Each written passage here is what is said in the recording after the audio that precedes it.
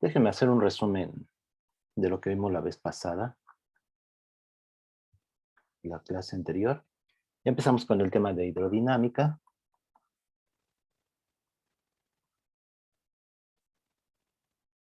Entonces, estamos considerando ya un fluido en movimiento.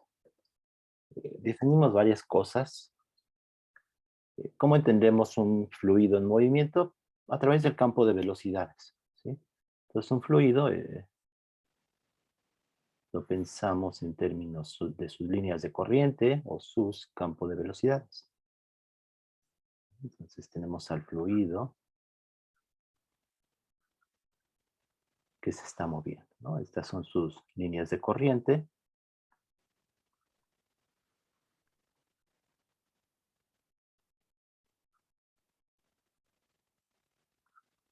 Y el campo de velocidades significa que en cada punto del espacio del fluido, sí, en cualquier punto del fluido hay un vector velocidad, que eso es el campo de velocidades. Entonces, en un punto dado, tenemos el vector velocidad. ¿Sí? En cualquier punto hay un vector, y eso es el campo de velocidades.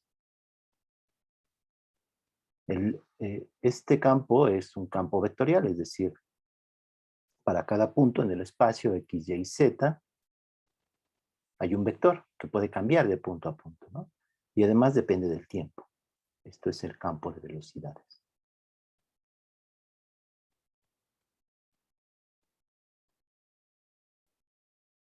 Estas líneas de corriente son las que siguen este campo de velocidades, ¿sí? Son las que unen diferentes vectores en cada punto.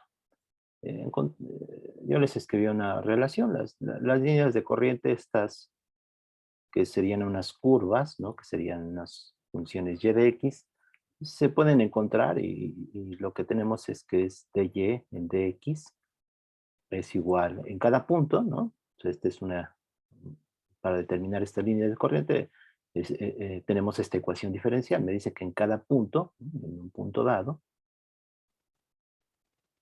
tenemos el vector, ¿no? Y su pendiente en este punto de esta función, de esta línea de corriente, pues es la componente que es la pendiente, ¿no? Que es la derivada de y respecto de x, es la componente y, ¿no? De este vector b. Lo voy a poner. Vamos a usar esta notación. Este vector, el bx, que es más usual, y pensemos en un plano, ¿no? Pues esto puede ser x, y, z, pero pensemos en un plano. Entonces solamente bx y y. Y esta bx, una notación común es llamarle una u. Y by igual a b, ¿sí? Entonces esta sería, la pendiente sería pues la tangente, ¿no? Y la tangente la podemos obtener a partir de este vector, que sería el cateto opuesto, que sería la componente en y, que estamos llamando b, entre u. Entonces esta es una ecuación que determina las líneas de corriente. Siempre me faltan letras. Solo les puse algún ejemplo. Vimos el de trayectorias circulares. No vamos a hacer más allá de eso. Pero lo importante es que comprendan esto, ¿qué? ¿Sí? Las líneas de corriente y el campo de velocidades. Aparte tenemos, para describir este fluido, ¿no? Que está en movimiento, también tenemos diferentes campos, que son los campos escalares, que es la presión, por ejemplo. O sea, la presión en cada punto también va a cambiar y también puede depender del tiempo. La presión, la densidad, también es otro campo escalar. La temperatura también. O sea, en cada punto puede cambiar. A veces podemos simplificar las cosas, pero en general estas cantidades, estos que son campos escalares, cambian.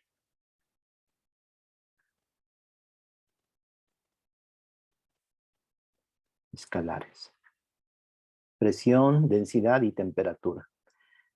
Tenemos el régimen estacionario cuando no dependen del tiempo. Y eso es lo que vamos a estudiar aquí en el curso. Si tenemos un régimen estacionario,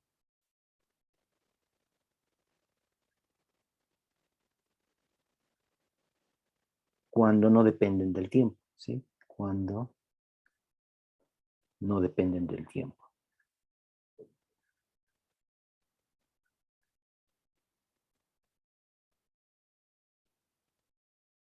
¿Sí? Y esto debe de quedar claro. No significa que el fluido está en reposo, sino que se está moviendo, pero el campo de velocidades, por ejemplo, no cambia en el tiempo. Estas líneas de corriente serían las mismas siempre. No es que el fluido esté en reposo, sino que se está moviendo, pero en un régimen estacionario el campo de velocidades no cambia. Y en general cualquiera de sus campos, ya sea de velocidades o los campos escalares. Esto debe de quedar claro. El régimen estacionario, ¿no? En algunos otros cursos pueden hablar, pueden también hablar sobre esto, ¿no? El régimen estacionario no es lo mismo que no dependa del tiempo las cosas, sino que eh, es un régimen en el cual las cosas no cambian, ¿sí? Aun cuando el fluido se está moviendo. Esto respecto de la descripción del fluido. Definimos los flujos, ¿no? O sea, algo importante que hemos definido son los flujos. Un flujo siempre es una cantidad que atraviesa una superficie, ¿sí? Y la atraviesa cuando hablamos de flujo de masa, en este caso, por ejemplo, en hidrodinámica, un flujo de masa, un flujo de volumen, o a veces por ejemplo, un flujo de cargas, ¿no? O sea, cuando hay algo que está atravesando, o sea, algo físico, materia, cargas eléctricas, ustedes van a ver, eso define la corriente eléctrica, la densidad de corriente eléctrica, o un flujo de partículas en un gas, siempre esos flujos están determinados por unidad de tiempo, ¿sí? O sea, no es lo mismo que ustedes, por ejemplo, aquí, ¿no? Podemos poner una superficie de área A y ver cuánta masa, cuánto fluido atraviesa esa superficie, pero tenemos que decir también en qué tiempo, porque no es lo mismo que atraviese la masa que la va a atravesar el fluido, esta superficie, en un segundo, o en un minuto, o en un día. Es diferente, ¿no? Es bastante claro. A diferencia, por ejemplo, de los flujos de los campos electromagnéticos. Ahí el campo eléctrico y el campo magnético en realidad no es que lo atraviesen por unidad de tiempo. Ahí los flujos no dependen del tiempo, ¿sí? Solamente recuerden eso en algún momento que van a ver el flujo de campo eléctrico y campo magnético, ¿sí? Pero aquí en este caso, el flujo es la cantidad de algo, cantidad de masa, o cantidad de volumen que atraviesa una superficie por unidad de tiempo, ¿sí? O sea, eso es físicamente. Un flujo puede ser aquí lo hemos visto, el volumen, ¿no? O masa, puede ser volumen o masa, lo voy a poner así, que atraviesa una superficie, que atraviesa, o sea, para que entendamos físicamente qué es un flujo. Entonces, con palabras, ¿no? Puede ser un volumen, una masa que atraviesa en la superficie A, ¿sí? Una superficie A por unidad de tiempo. Eso es el flujo. Y vimos dos tipos de flujo, que es el caudal.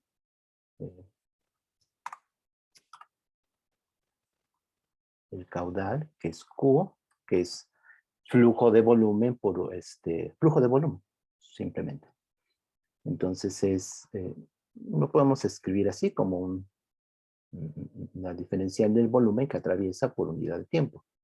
Y esto vimos que era, en un caso sencillo, eh, donde la superficie, voy a ponerlo aquí, vamos a ponerlo acá. Entonces, en un caso sencillo, donde el flujo es uniforme, digo, las líneas de corriente son uniformes, pensamos en un área perpendicular, ¿no? Es lo más sencillo a esas líneas de corriente, y este tiene un área A. Vamos a poner aquí el área A. Entonces el caudal simplemente es A por la velocidad que lleva el fluido. Si aquí tiene cierta velocidad, ni siquiera pongo vectores, ¿no? Es el caso más sencillo, donde las líneas de corriente, este campo de velocidades es uniforme, es decir, en cada punto siempre es constante, tanto en dirección como en magnitud. Por eso así son las líneas de corriente. En cada punto. Aquí, o sea, la complicación es que esta superficie pues es un continuo y este flujo del fluido pues es un continuo también. Entonces no es algo discreto, sino que tengo que fijarme en un punto. En todos los puntos hay un vector velocidad. Pero bueno, en ese caso, más sencillo, el caudal es el área por la velocidad. Y el gasto, que es el flujo de masa. Los dos son flujos. El gasto lo denotamos con una G, que es el diferencial de masa que atraviesa esa superficie. O sea, eso no está escrito aquí, por eso siempre es conveniente que, en este caso, que lo escribí, ¿no? Tener bien presente qué significa, ¿sí? Porque si nada más decimos así, dm en dt, no, no aclara demasiado, ¿no? Uno podría decir que es la diferencial de la masa respecto del tiempo. Y eso no es. Es un flujo, es la masa que atraviesa por unidad de tiempo una superficie. Bueno, en este caso el gasto vimos que era ρ por el área por la velocidad, que se puede escribir como el caudal por la densidad. Voy a tratar de hacer bien la ρ para no confundirla con la P de presión. Entonces tenganlo en cuenta. Q por ρ, ¿no? Porque ρ simplemente hay que multiplicar por una densidad, porque es el gasto que es masa, ¿no? Y la masa, recuerden que delta M, bueno, lo podemos poner en términos de diferenciales, dm es igual a ρ de B. Entonces esto quedó, ¿no? El gasto, el caudal y el gasto. Algo más general, ¿no? Si tenemos un flujo, como aquí, voy a ponerlo aquí. Si tenemos una superficie, o sea, la que ustedes imaginen, una superficie, en esa superficie, en cada punto, se define una diferencial de área. Vamos a ponerlo con otro color, ¿sí? Que siempre es normal en cada punto de la superficie. Y esta superficie puede ser lo que ustedes quieran. El plano es lo más sencillo. En ese caso, dA siempre es constante, pero puede ser una superficie curva, ¿no? Por ejemplo, medio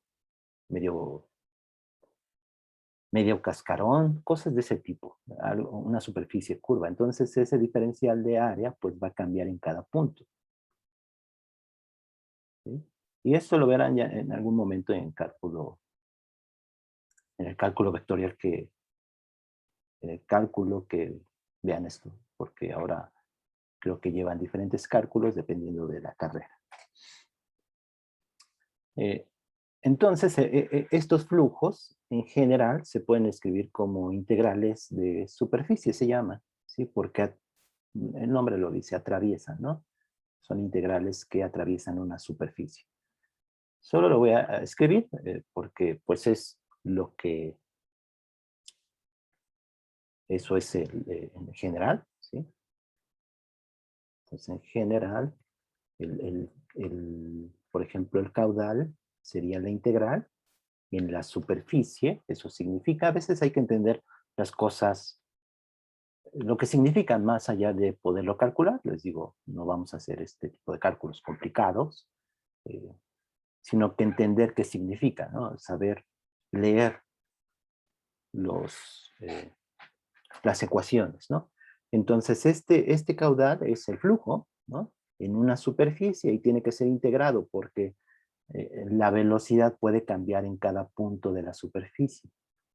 Entonces es eh, la velocidad punto la diferencial de área, ¿sí?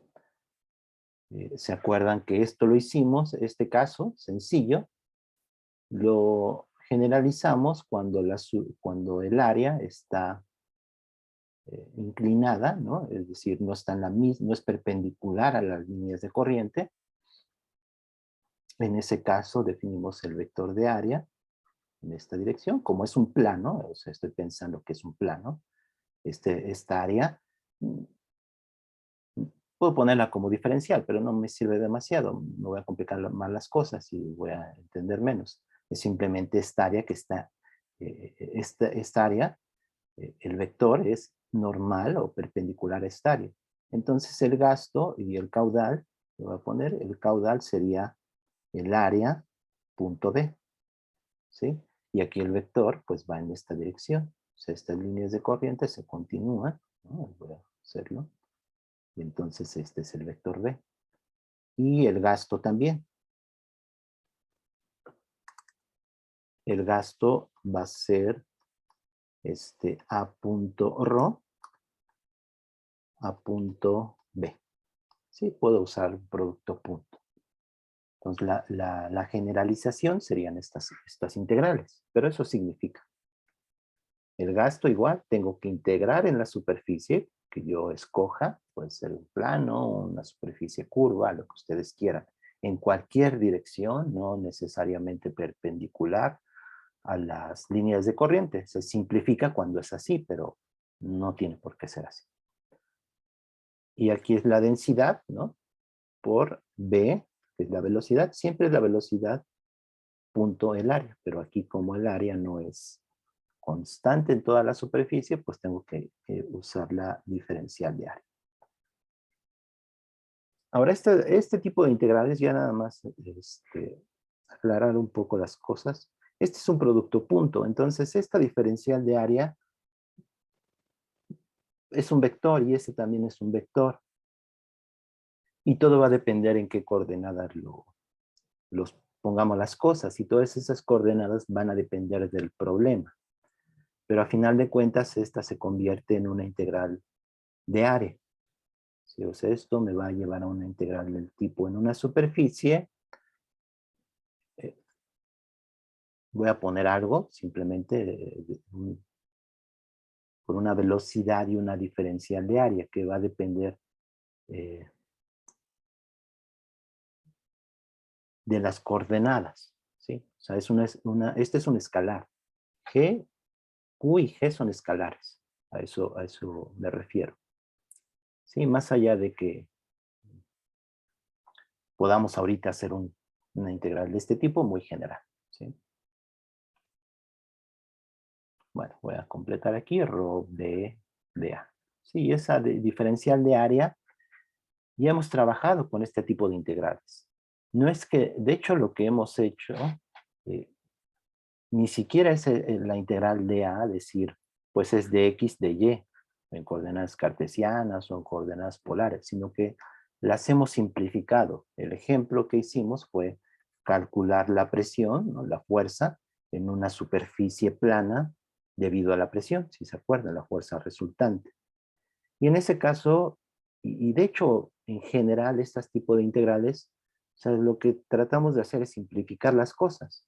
En este caso, si se acuerdan, usamos una diferencial de área así. ¿Sí? Si esta era una B, esta longitud y esta era dy, pues esa diferencial de área se convertía en B por dy. Y a final de cuentas será una integral en una dimensión, las que ustedes deben saber. ¿Sí? Entonces eso lo estamos, este tipo de integrales la estamos llevando a estas, en una dimensión. Ya en algún momento quizá hagan algo más complicado. Pero ahorita lo estamos haciendo así. Para que no se compliquen, para que no piensen que necesitan cálculo vectorial para hacer este tipo de integrales. Son las integrales, no podemos decir que el caudal es otra cosa, ni el gasto es otra cosa, porque así están definidos. Esa es su definición. Es como si en mecánica tratáramos de decir que siempre la velocidad es distancia entre el tiempo. Eso no es cierto. La velocidad es la derivada de la posición respecto del tiempo. No, si siempre nos quedamos con que la velocidad es distancia entre tiempo, siempre estudiamos movimiento uniforme, rectilíneo uniforme, pero pues tenemos que ir más allá. La definición formal de la velocidad es la derivada, ¿sí? Aun cuando en mecánica pues empiezan a llevar cálculo, ¿no? Cuando quisiéramos estudiar cinemática sin conocer cálculo, es imposible, ¿sí? Aquí igual, o sea, no podemos definir el caudal y el gasto en términos de integrales de una dimensión porque no se puede, porque son flujos y así están definidos. Bueno, todo esto por una cosa que así están definidos, pero que vamos a llevar este tipo de integrales a sus formas sencillas. Bueno, eso respecto del caudal y respecto del gasto. Y aparte vimos la ecuación de continuidad, ¿no? Entonces vimos la ecuación de continuidad, que no es más que la conservación de masa. Ecuación de continuidad.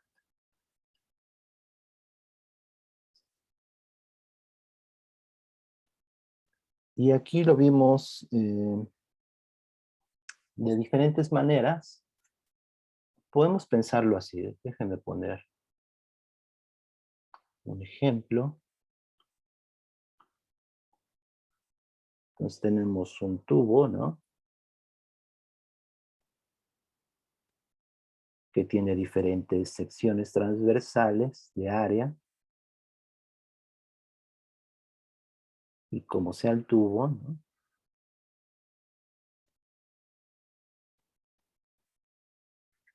Y hay un fluido, ¿no? Que está fluyendo y que lleva estas líneas de corriente. Lo podemos pensar así.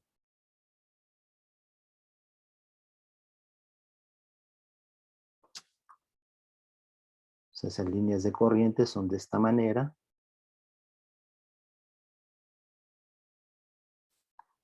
Etcétera, ¿sí? Entonces aquí tenemos un área A1. Voy a poner. Y aquí el fluido tiene cierta velocidad, V1. Y aquí también pensemos lo más sencillo. Y esta velocidad no cambia en toda esta sección transversal de área A1. Y aquí también, por ejemplo, aquí podemos pensar que el área transversal pues es área A2, ¿no? Y aquí lleva cierta velocidad V2.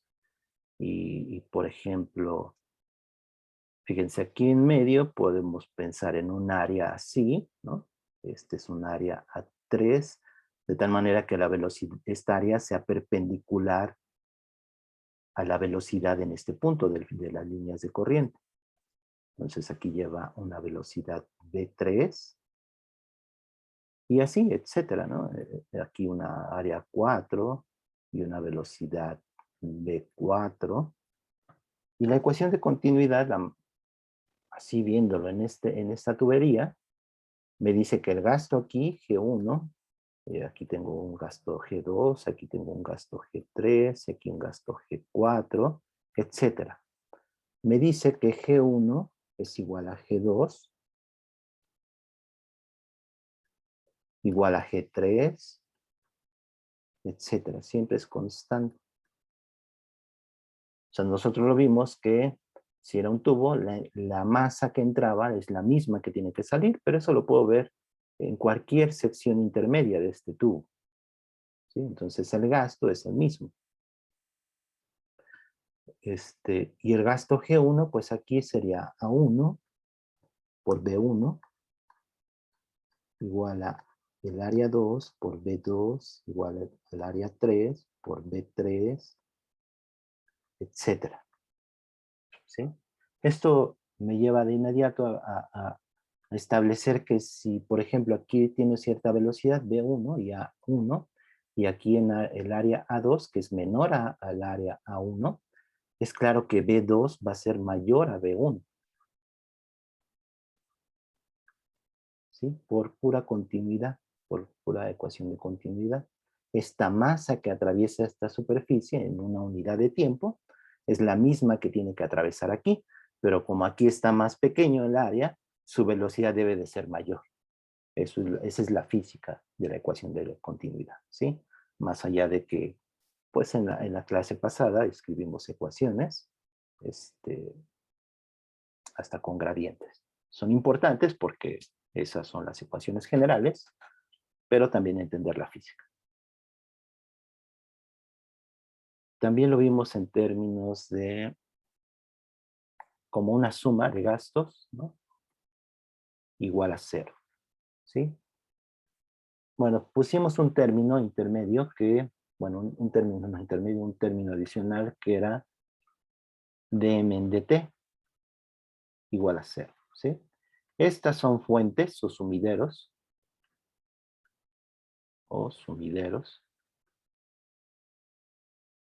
y estas son flujos. Y esto ya es un caso más general, en una superficie, pues más general, ¿sí? O sea, que tengamos salidas y entradas de fluido, y además creación, ¿no? O fuentes o sumideros, a eso le llamamos, que por ejemplo aquí eh, hay una fuente que esté creando fluido, ¿no? Líneas de corriente, y por aquí está entrando el fluido, y aquí está saliendo, a lo mejor aquí entra, etcétera, ¿sí?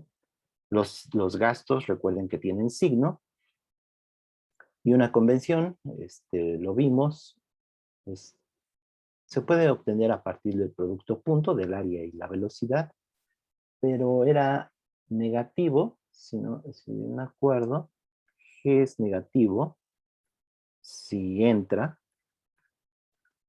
a mi superficie de control, a veces le llaman, que sería en este caso este, ¿sí? Entonces esto se puede continuar así. Mi superficie de control sería esto en negro. Aquí entra, y aquí sale también, por ejemplo, ¿no? Entonces el gasto va a depender en cada entrada que tenga esta tubería. El signo va a ser negativo si entra y positivo si sale de esa superficie. Profe, una pregunta. Sí, Si los gastos... sí, algo así. Y en este caso, fíjate que en esta tubería siempre, así como la puse, aquí el gasto sería negativo, G1, porque está entrando. En esta superficie A2, eh, está entrando eh, respecto de esta superficie que empieza aquí. Otra manera es también en términos de lo que dices, en magnitud, ¿sí? Pero, sí, en términos de magnitud, es más sencillo. Sí, exacto. Esta puede ser en términos de magnitud para no confundir.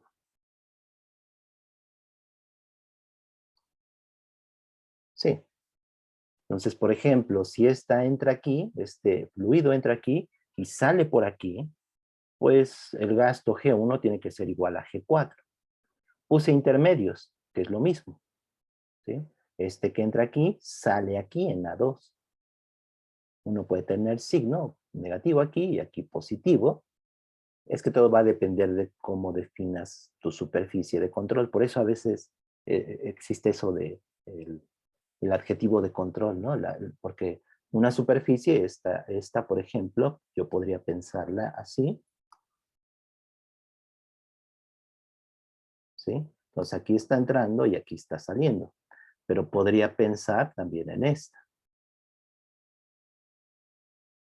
Entonces el gasto G2 para respecto de la primera superficie que hice aquí es positivo, pero respecto de la que puse aquí es negativo. Entonces por eso existe ese adjetivo de control, todo depende de tu superficie de control. Pero más allá de eso, podemos quedarnos con esto de que es en magnitud, lo cual es bastante claro físicamente. Iba a decir algo aquí adicional, déjenme ver. En este caso aquí hemos omitido que, por ejemplo, aquí, cuando escribí esto de aquí, con esta superficie, hemos omitido que hay fuentes aquí adentro de la superficie. Por eso también esas fuentes dependen respecto de qué superficie. Entonces, en esta superficie, en esta tubería, no hay fuentes. Por eso escribí esta igualdad de gastos. O sea, si hubiera aquí un sumidero, pues ya el gasto no va a ser igual. Pero estoy suponiendo, lo puedo poner. Entonces aquí, en este caso, suponemos que no hay fuentes ni sumideros. Y también estamos suponiendo algo adicional, es el hecho de que este fluido se está moviendo en un régimen laminar. ¿Se acuerdan? Que es un régimen laminar, pues pensar que estas líneas de corriente, si no son paralelas siempre, no hacen remolinos, no hacen circulación, no hacen vórtices. ¿Sí? O sea, además de que haya fuentes o sumideros, por ejemplo, eh, si esta línea de corriente por algún motivo, eh, por ejemplo, que hubiera aquí un obstáculo, esta línea de corriente a lo mejor empezaría a hacer algo así. Entonces empezaría aquí a acumular fluido. ¿Sí? Entonces ya el gasto ya no va a ser igual. Entonces también estoy eliminando ese tipo de cosas. Estoy suponiendo un régimen laminar. O sea, las líneas de corriente son en esta dirección. Y eso también lo podemos especificar. Es un régimen laminar.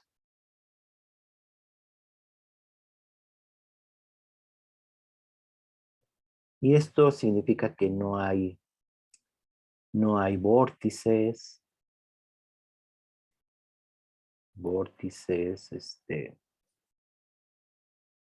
remolinos, algo así. O sea, los vórtices los entendemos más físicamente, pero remolinos también, ¿no?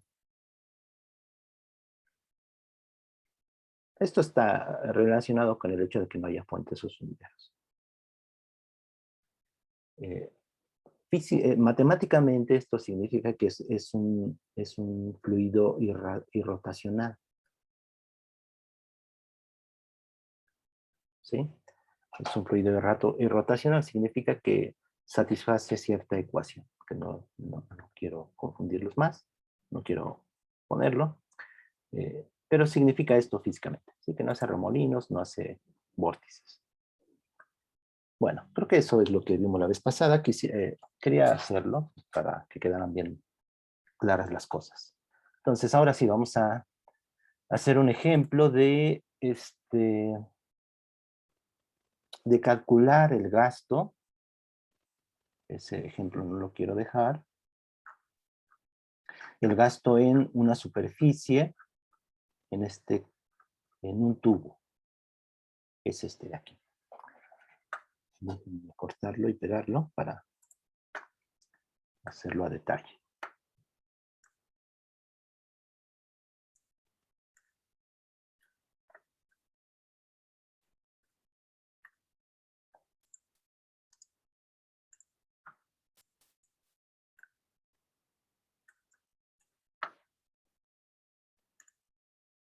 Voy a reanudar la grabación.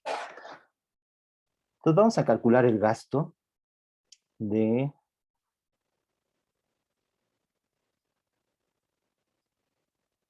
un fluido que se está moviendo dentro de una tubería, ¿sí? Pues un tubo. Lo pensamos de manera que es un tubo de sección circular. Entonces tiene una sección de área circular. Es un tubo recto. Puede ser algo bastante práctico como pues una tubería de plomería, pero también, por ejemplo, las arterias, las venas que llevan sangre. Y aquí vamos a suponer que la velocidad varía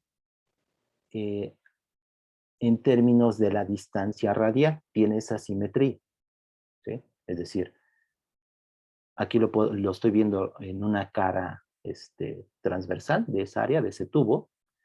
Entonces, la velocidad no es la misma en el centro, se está saliendo de aquí, ¿no? Si lo veo desde arriba, bueno, en esta sección, en este punto tiene esta velocidad y va disminuyendo conforme se acerca a las paredes del tubo. Y esta es la expresión de esta velocidad. Después le vamos a deducir esta expresión. ¿Por qué varía la velocidad en un fluido? Por la viscosidad, ¿sí? O sea, ¿por qué varía en un fluido? Si no hubiera viscosidad, todo el fluido se moviera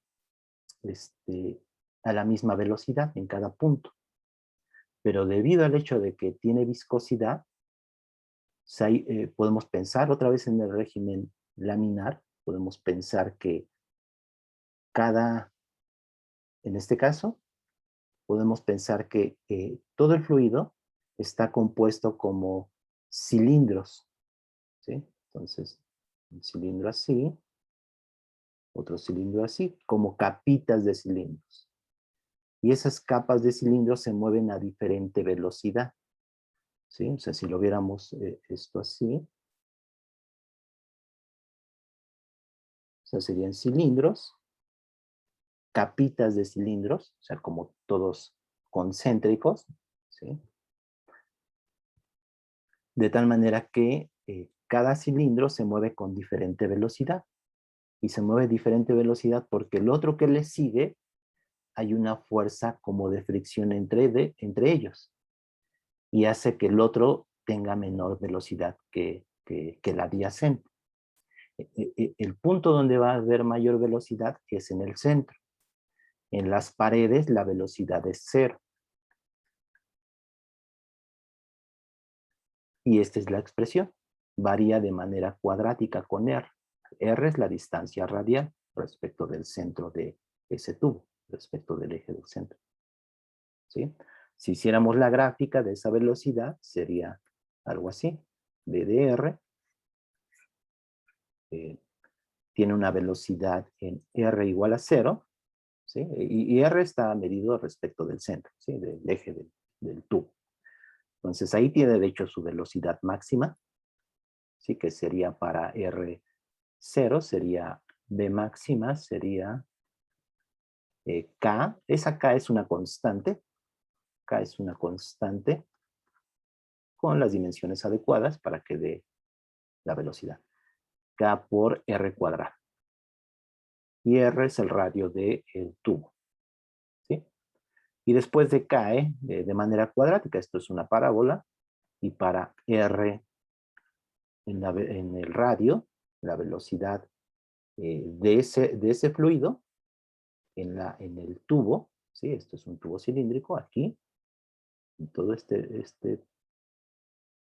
en las paredes, ¿no? La velocidad es cero. Entonces esto varía así. Entonces vamos a calcular el gasto. Si se acuerdan el gasto, pues les digo, voy a escribir la integral, pero pues todo se simplifica en este caso. Entonces, el gasto, por definición, es la integral de la densidad, la velocidad punto de A. ¿Sí? Voy a borrar aquí.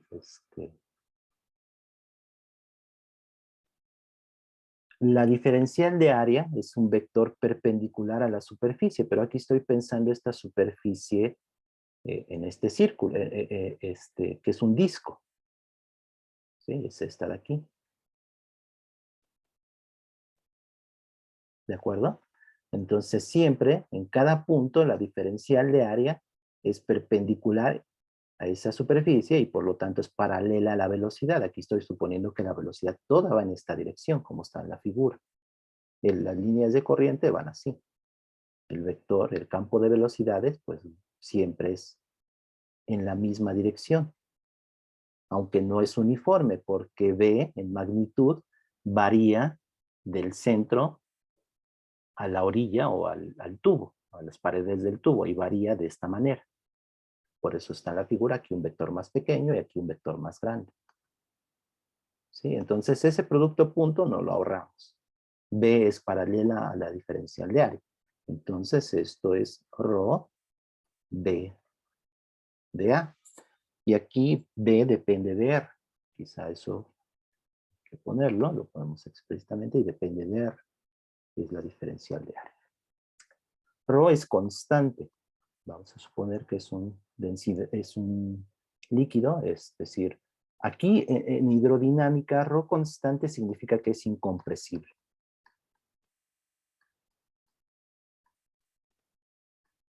¿Sí? Entonces, Rho sale como una constante y me queda la integral de B de R de A. Y B de R, pues es esta expresión, yo la sé.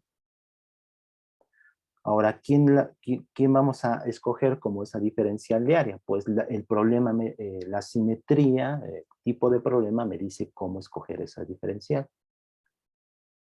Voy a borrar un poco para... Y voy a usar este anillo que está aquí. ¿Sí? Porque en ese anillo es un anillo diferencial. ¿Sí? En este anillo que está a la misma distancia, R, en todos estos puntos, lo cual es claro, la velocidad es la misma. ¿Sí? O sea, mal haría si escogiera esa diferencial de área en coordenadas, por ejemplo, cartesianas. O sea, aquí esta diferencial de área escogería un cubo, ¿sí? O esta. Porque aquí la velocidad cambia y aquí también. O sea, en este punto no es el mismo que aquí, porque R aquí no es igual aquí. Bueno, en este punto también. O sea, no es el mismo. ¿De acuerdo? Pero en este anillo, como está en la figura, la velocidad es la misma. O sea, B de R, ¿cuánto es? Pues esto. K por R cuadrada menos R minúscula. Ahora, ¿cuál es la diferencial de área de ese anillo? Pues es un anillo, ¿no? De grosor dr, ¿sí? Entonces sería 2pi, 2pi r de r.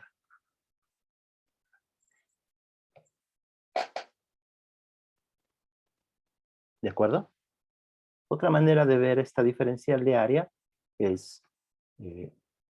Perdón, yo sí, no entendí por qué es 2pi RDR. Gracias, profesor. sí. Déjenme ver ahí lo que han estado escribiendo.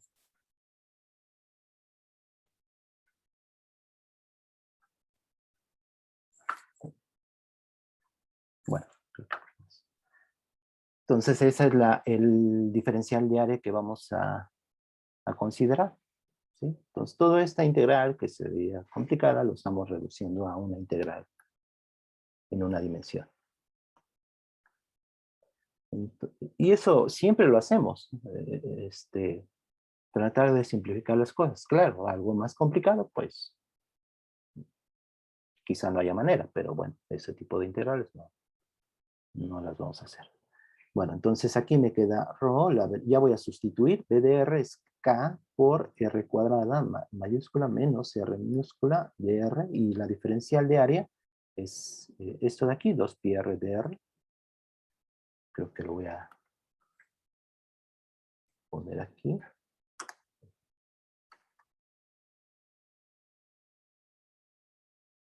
Entonces esto es el gasto. 2, K, R cuadrada menos R minúscula cuadrada, diferencial de área, que es 2pi R de R. Y esta ya es una integral en R. ¿De dónde a dónde? Pues de 0 a R mayúscula. ¿Sí? Va de 0 a R mayúscula en todo el disco, en toda la superficie transversal del tubo.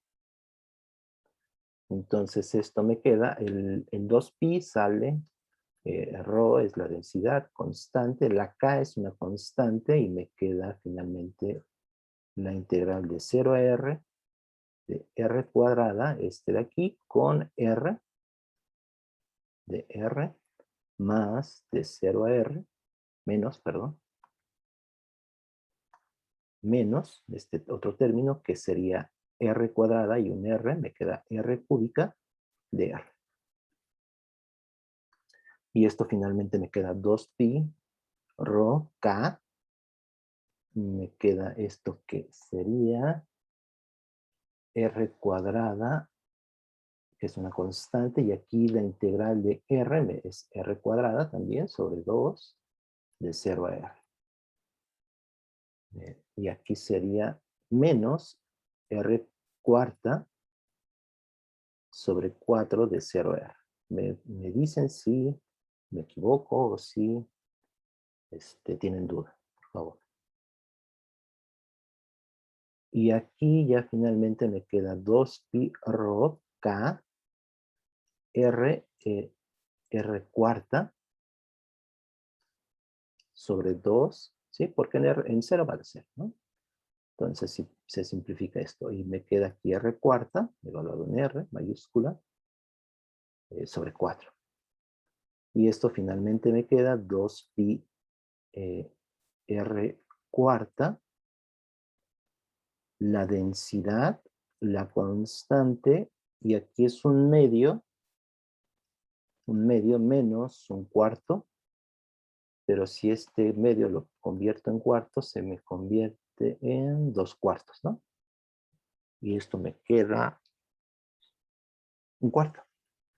Entonces, un cuarto. Y ese es el resultado del gasto.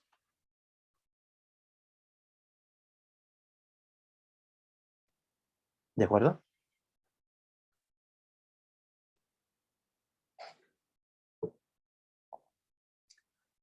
Vean que el gasto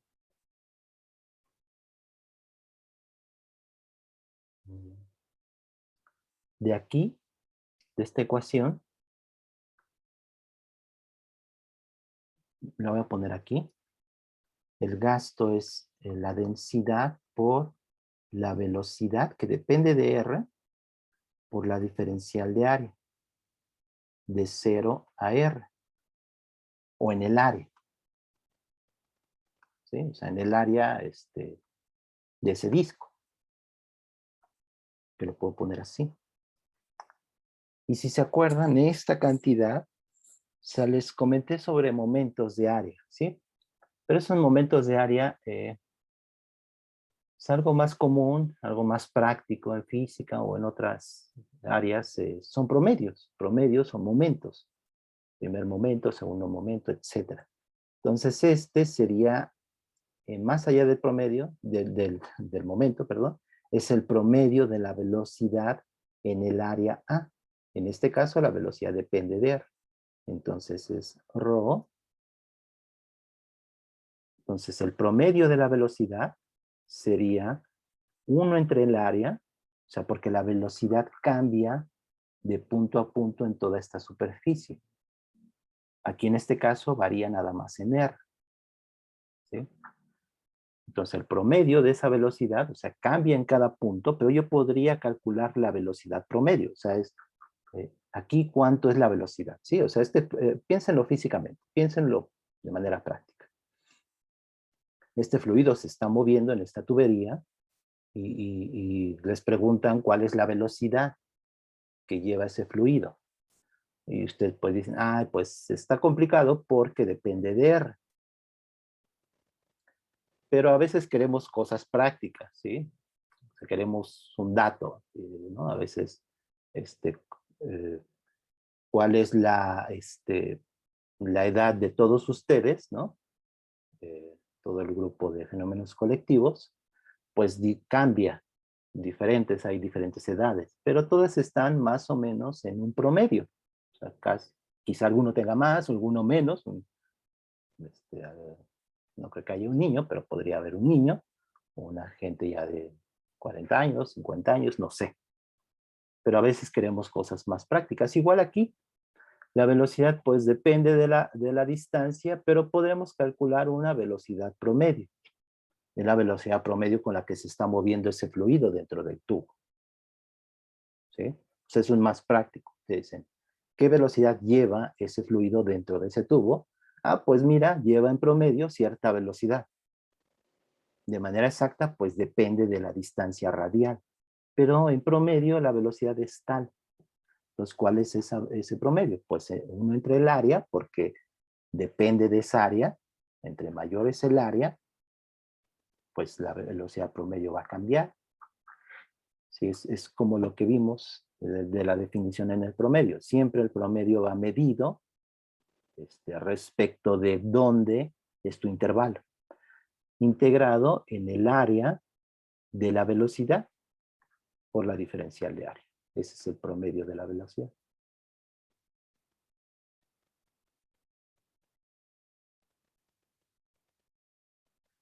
¿Sí? Entonces el gasto se puede escribir como la densidad por el área por la velocidad promedio. ¿De acuerdo? De manera exacta, este es el gasto. ¿Sí? De hecho, aquí podemos ver, aquí lo que hicimos en la práctica también es calcular el promedio de la velocidad, porque si esto es igual al promedio de la velocidad, esto es de lo que acabamos de decir, es ρ por el área, por la velocidad promedio, podemos ya directamente encontrar la velocidad promedio. ¿De acuerdo? Si esta ρ se me cancela, el área, fíjense que es 2pi por r cuadrada, el área del disco que estamos considerando, de esa superficie. Vamos a hacerlo. Entonces, de esta ecuación, o sea, esto, voy a despejar la velocidad promedio, que me quedaría, ρ se cancela, me queda 2pi r cuadrada, que sería el área, o sea, el área es 2pi por r cuadrada, ¿de acuerdo? Y aquí tenemos 2pi r cuarta, entonces me queda un r cuadrada. La densidad se me cancela y me queda k sobre 4. Y creo que es eso. ¿Sí? 2pi por r cuadrada sería el área, que se me cancela, me queda r cuadrada por k, no se me fue. Es eso. ¿De acuerdo? ¿Dónde se alcanza la velocidad promedio? Que también podríamos ver. Es algo similar a lo que hicimos con la presión, si se acuerdan. Si esta es la función, pueden verificar, ya no lo voy a hacer, que la velocidad promedio es la velocidad máxima sobre 2. Bueno, de aquí lo podemos ver. La velocidad máxima es kr cuadrada. Si es eso, para r igual a 0, es sobre 4. Y ya me está. Ahora déjenme ver, creo que lo puse en las notas.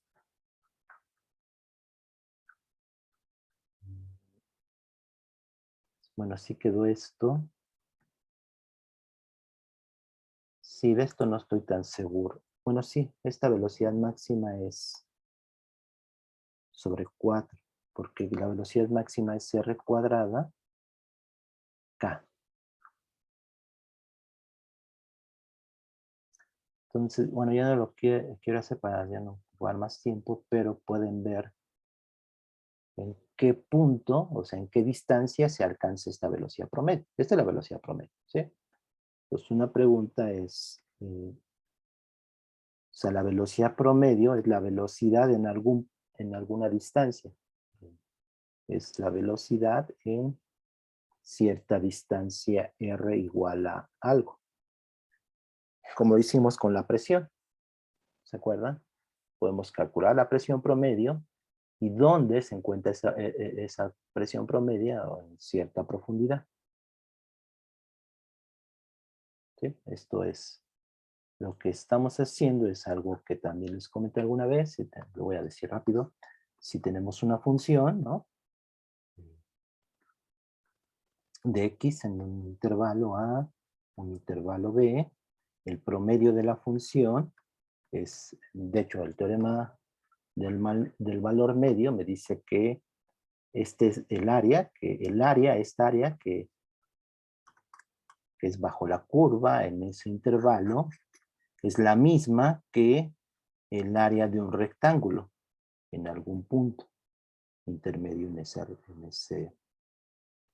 ese intervalo. Es decir, que la integral de la función de A a B es igual a B menos A, que sería este lado, por la función en algún punto intermedio, que le voy a llamar G. Bueno, un X0. Entonces, en algún punto X0. ¿Sí? Y esto es el teorema del valor medio en su forma integral. Y lo que entendemos como promedio es precisamente este valor. No sé dónde, ¿no? O sea, esto es f de x0, es un valor, ¿no? Eso es el promedio de la función. Y eso es igual a 1 entre b menos a por la integral de ab de f de x, ¿sí? Claro, aquí lo que estamos haciendo es encontrar precisamente, bueno, lo que quiero que vean es que podemos encontrar ese x0. ¿Sí? Este x0 pues está en algún punto intermedio, si esto es continuo y todo lo que tenga que satisfacer este tipo de integrales y lo que sea. Entonces aquí lo que estoy preguntando es en qué R se alcanza esa velocidad promedio. Solo eso. Bueno, ¿quedó claro? Lo importante era el gasto, lo pudimos calcular. Ahí está. Y esto de aquí, pues es importante que también lo tengan en cuenta. Pero aquí, de manera práctica, este es el gasto y era lo que queríamos calcular. ¿Alguna pregunta? Bueno, voy a resolver la grabación. Entonces, la ecuación de Bernoulli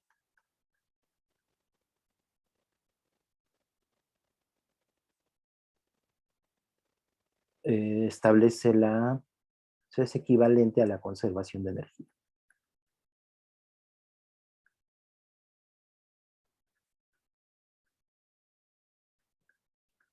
Pues bueno,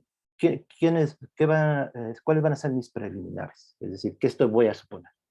Un fluido en régimen laminar, o sea, es un fluido laminar.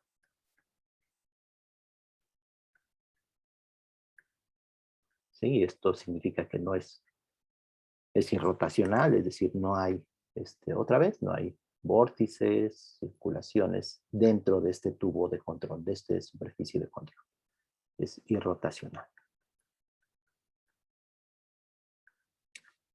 Aquí en la ecuación, bueno, cuando vimos la ecuación de continuidad, y por ejemplo ahorita que hicimos un ejemplo del gasto, y acabamos de comentar esto de la K, que comentó su compañero, que tiene que ver con la viscosidad, en efecto tiene que ver con la viscosidad, entonces estamos suponiendo que hay viscosidad en este caso. La ecuación de continuidad también satisface para fluidos viscosos, ¿sí? No hay mayor problema, pero la ecuación de Bernoulli es para un fluido sin viscosidad. ¿Por qué sin viscosidad? La viscosidad físicamente tiene que ver con la fricción. Lo podemos poner en esos términos. No es exacto, no es lo mismo, pero tiene que ver algo parecido. Es decir, hay una fuerza, ¿sí?, en el mismo fluido que se va a oponer al movimiento entre esas diferentes capas del fluido. Entonces, si la ecuación de Bernoulli es equivalente a la conservación de energía, la viscosidad, si se acuerdan, las fuerzas de fricción son fuerzas no conservativas, son fuerzas que disipan energía. Entonces aquí vamos a hacer la conservación de energía y por lo tanto no podemos considerar fricción, no podemos considerar fuerzas o mecanismos de disipación de energía. Y precisamente un fluido viscoso disipa energía. Físicamente es muy claro que la viscosidad tiende a frenar. O sea, las cosas que disipan energía tienden a frenar el movimiento, ¿sí? La viscosidad aquí es, vamos a suponer que es un fluido sin viscosidad, es decir, no hay disipación.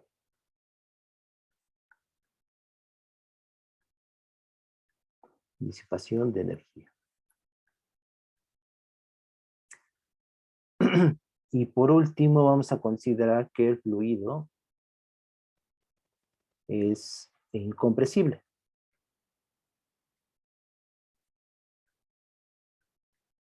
¿Sí? La de continuidad se satisface aún siendo compresible, solamente que hay que considerar la Rho, si se acuerdan, en el gasto.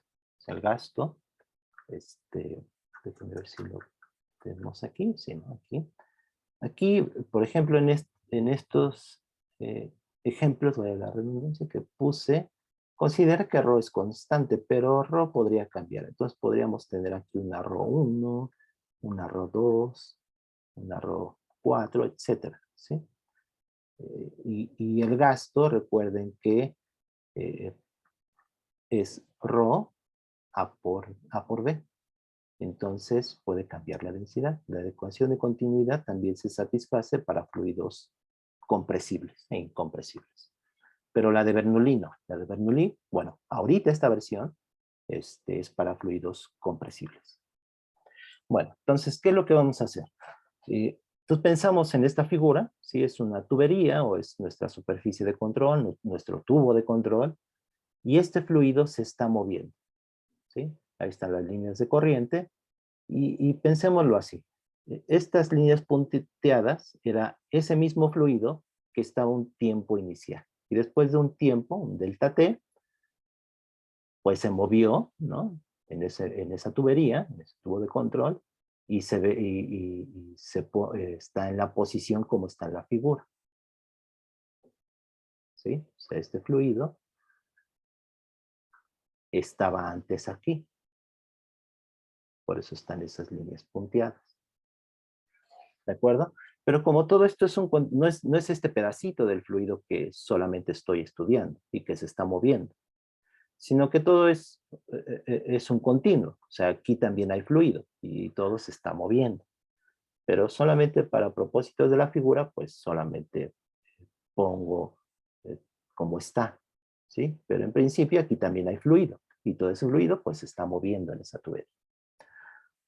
Entonces, lo que voy a analizar es esta diferencial de masa, dm, este pedacito que está en este cilindro o en este volumen, ¿sí? Que va a ser el mismo que está aquí, por conservación de masa, ¿sí? O sea, este pedacito de fluido, les digo, no es que solo estoy estudiando este pedazo de fluido que se mueve y que se está moviendo, sino que todo es un continuo. Entonces, este pedazo en algún momento va a ocupar este espacio. Este dm en algún momento se va a mover y va a estar aquí. Entonces, dm es igual a este pedazo en cuanto a masa, ¿sí? En cierto tiempo, delta t o dt recorre ese fluido atraviesa esta superficie A1 en una distancia de L1, ¿sí? Entonces la energía, voy a considerar la energía cinética de aquí, de ese pedacito del fluido, y aquí, y la energía potencial, por eso tiene una H1 y una H2. Entonces, el teorema de energía-trabajo me dice que el cambio de energía cinética y de potencial, porque la potencial es una energía conservativa, es igual al trabajo que realiza la fuerza para mover eso. Aquí, ¿quién va a ser la fuerza? Pues aquí tengo F1 debido a una presión P1 que empuja al fluido.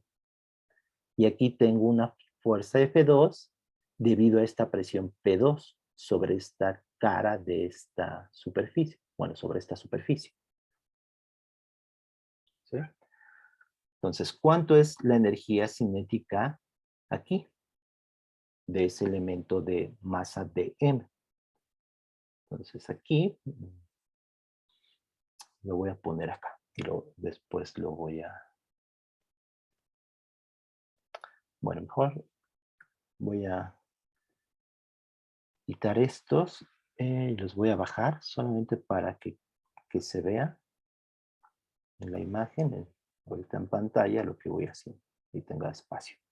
Entonces, la energía cinética de este, pero voy a escribir, voy a ponerlo así. Va a ser una dk1, que es la energía cinética de este elemento de masa, dm, y aquí es dk2. Aquí va a ser, le pongo diferencial porque es simplemente de esta diferencial de masa. Y aquí va a ser de U1, que es la energía potencial, y aquí va a ser de U2. ¿De acuerdo? Entonces, dk1, ¿quién es? O sea, la energía cinética de esta diferencial de masa. Pues es un medio de m por b cuadrada, pero m, pues estoy pensando ese diferencial de m, de masa, de ese pedazo o de ese volumen del fluido. De m por b1 cuadrada. Aquí tiene la velocidad v1. Y estoy suponiendo que esta velocidad, este flujo, es perpendicular a esta área A1, para simplificar las cosas. ¿Sí? Entonces, esta es la energía cinética, ¿no?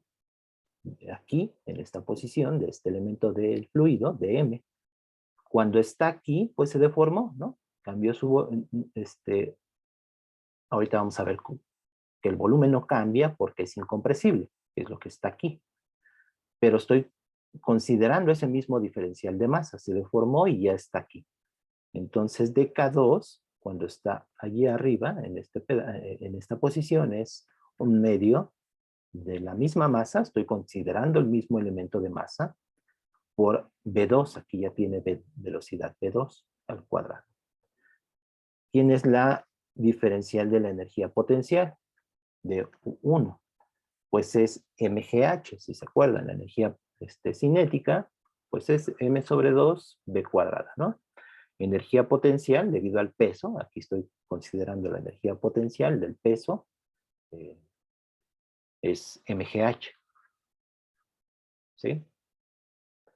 Y nada más. Entonces D1 sería, en vez de masa, pues es la diferencial de masa por G por H1. Está a la altura H1.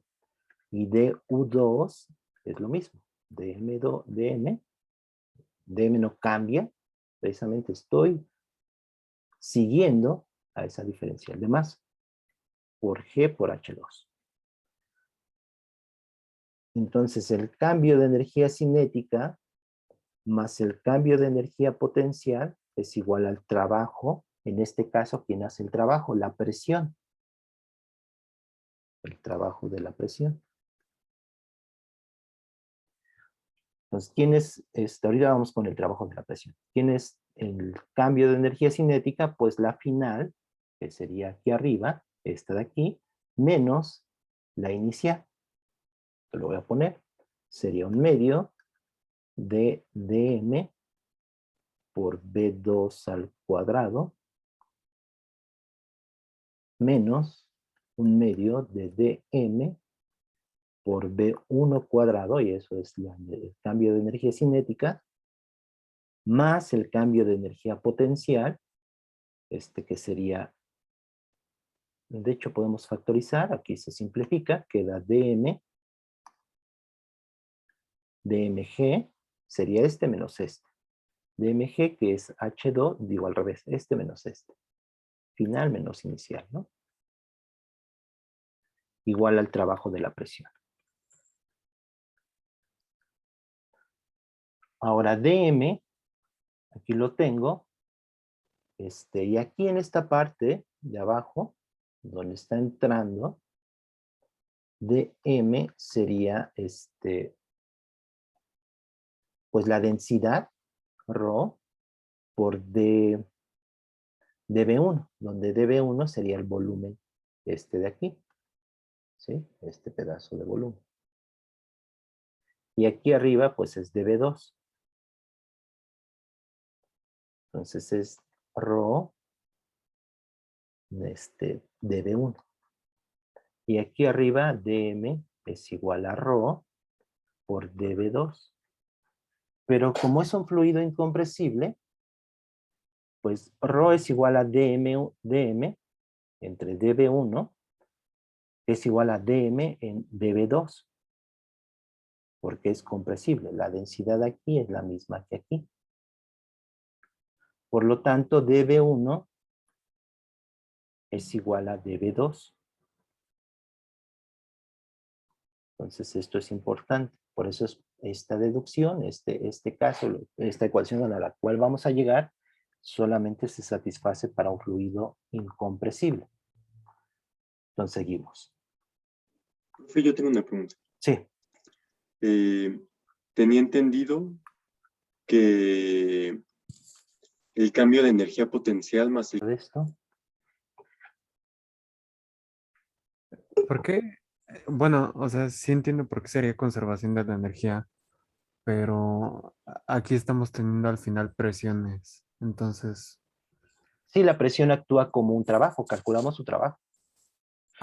Bueno, sí, digamos, la presión no es una fuerza conservativa. Bueno, la presión es una fuerza en primeras, pero siempre hay una fuerza debido a la presión. Esa fuerza debido a la presión no puedo suponer que es conservativa, pero calcule su trabajo. gracias. Y es conservación de energía en el sentido de que no hay fuerzas disipativas. Quizá la presión, o sea, así como no puedo definir una energía potencial debido a la fuerza de la presión. Eso sí no lo puedo hacer. ¿Sí? Bueno, al menos que yo sepa, no. Igual y en algunos casos se puede definir. Pero Es por, bueno, una duda aquí es por los dB, ¿no? Porque aquí los pudimos cancelar porque el fluido era incompresible, pero incompresible. Ese es un punto importante. Esta versión es para fluido incompresible. Hay una versión para fluido incompresible, compresible. Pero lo que estaba diciendo era que en principio no puedo definir una energía potencial de la fuerza debido a la presión, pero que sí puedo calcular es su trabajo. ¿Sí? Ese trabajo no es un trabajo disipativo, como la fuerza de viscosidad. Esa sí es algo que disipa energía. En este caso no hay una disipación de energía. O sea, el trabajo en principio, el trabajo debido a la presión, bueno, es una buena pregunta. No sé, o sea, no tengo todos los elementos, pero pensaría que esta fuerza, el trabajo se recupera. Eso significa que hay una función de energía potencial. O sea, no estoy tan seguro de que pueda yo escribir una función de energía potencial. Sería interesante, sería padre encontrar una función de energía potencial, pero al menos yo no lo he visto. gracias. Está Ajá. súper cool la ecuación. Sí, aquí voy a considerar que tiene cierta velocidad, V1, el fluido, y en la salida una velocidad V2. Pero lo que voy a encontrar es la velocidad con la que sale el fluido, con la que sale del contenedor. ¿Sí? Voy a suponer aquí que hay una presión P1 en esta superficie del contenedor. Si el contenedor estuviera abierto a la atmósfera, pues esta presión P1, pues, lo más común es que sea la presión atmosférica. Aquí en la salida, la presión es la atmosférica, es lo que voy a suponer. ¿Sí? Y aquí le puse una presión P1 para generalizar un poco, pero en principio es la presión atmosférica, si estuviera abierto. Bueno, podríamos pensar un ejemplo, que se me ocurrió también, es considerar, por ejemplo, otra vez, un pistón aquí. ¿Sí? Si tuviéramos aquí un pistón, por ejemplo, que tuviera masa,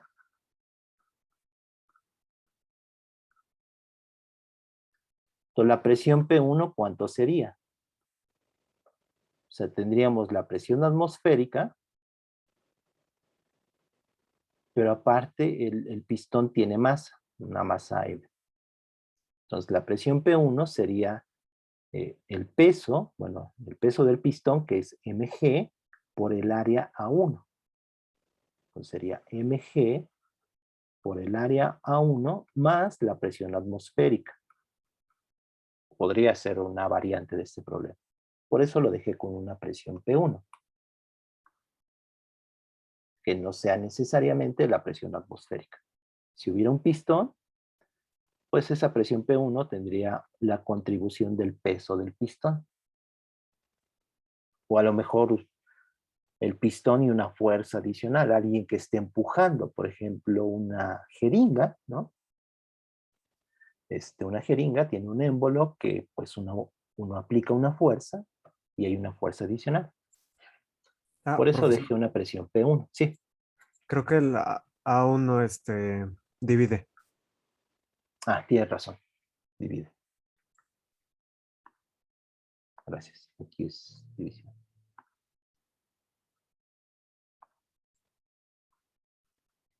Sí, tienes razón. Gracias. Entonces dejo presión P1 en general, ¿sí? Entonces tenemos dos ecuaciones, la ecuación de continuidad y la ecuación de Bernoulli. En este caso se simplifica porque, bueno, la ecuación de continuidad es A1 por B1 igual a A2 por B2, donde está saliendo, es un flujo laminar, todo lo que hemos establecido. No hay otras fugas, simplemente sale por aquí. Y la de Bernoulli es un medio de ρ por B1 en este punto, bueno, en toda esta superficie, más ρgy, y es la altura, más P1, que es la que estoy suponiendo, igual a un medio, es la energía cinética, que es un medio de ρ, B2 cuadrado, más la potencial, y aquí supongo que la energía potencial aquí es cero, ¿no? Este es mi nivel de energía potencial cero, más la presión atmosférica. Esta es la ecuación de Bernoulli. Y esta es la ecuación de continuidad. De Bernoulli puedo despejar esta razón, que es B1 menos B2. ¿Sí? Llego a esta ecuación, que está aquí. Y lo puedo sustituir en la ecuación de continuidad. Lo que quiero es B2, en términos de lo demás. ¿Sí? Entonces, B1 lo despejo de aquí de la ecuación de Bernoulli. Me queda esta expresión, bueno, despejo B1. Y esa B1 la sustituyo aquí. Y me da este resultado, que es la velocidad V2. ¿De qué depende? De la diferencia de presiones, P1 y la presión atmosférica, de la altura, Y, y de las áreas, A1 y A2, ¿sí? Y podemos ver casos. Por ejemplo, si P1 es la presión atmosférica, pues este término se me cancela, ¿sí? En los libros van a encontrar a veces que aquí dicen que B1 es cero. B1 no necesariamente es cero. De hecho, no podría ser cero porque no satisface la ecuación de continuidad. Si aquí B1 es cero, pues esto es cero y aquí B2 me queda cero. Pero lo que podemos suponer es que el área A1 es mucho mayor al área A2. ¿Sí? Esto de aquí. En ese caso, por la ecuación de continuidad, pueden ver que B1 es mucho menor a B2. Y con cierta aproximación, les digo, en algunos libros ponen que B1 es cero. No necesariamente cero, pero podremos suponer que es muy pequeña en comparada con B2. ¿Sí?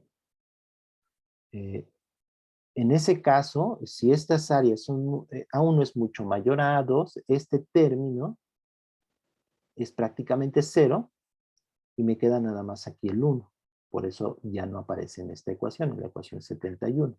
Y la velocidad B2 me queda como la raíz de 2GY menos este término de las presiones. Les digo, si consideramos que P1 es la presión atmosférica, podemos cancelar este término, que de hecho es la ecuación 72.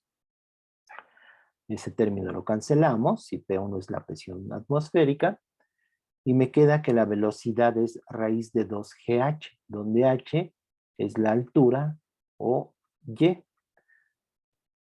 Y aquí hay algo importante. Podemos pensarlo de dos maneras.